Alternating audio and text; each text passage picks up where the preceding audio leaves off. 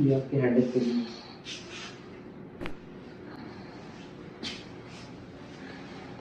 यहाँ से जो कड़क आ रहा है ना, हाँ ये कड़क आ रहा है। ये आपकी fasciitis is that have to increase the blood flow in your, that's, yeah, in your muscles होती हैं उसमें।